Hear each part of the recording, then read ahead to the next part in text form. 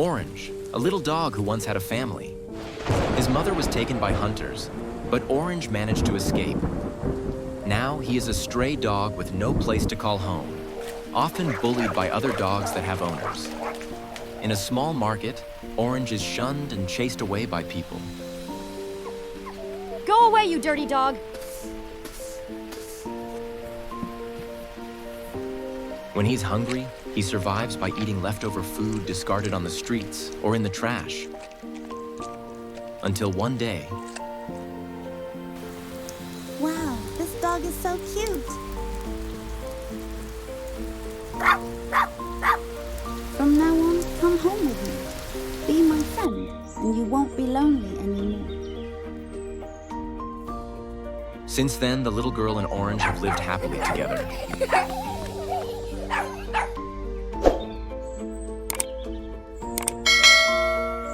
Thank you.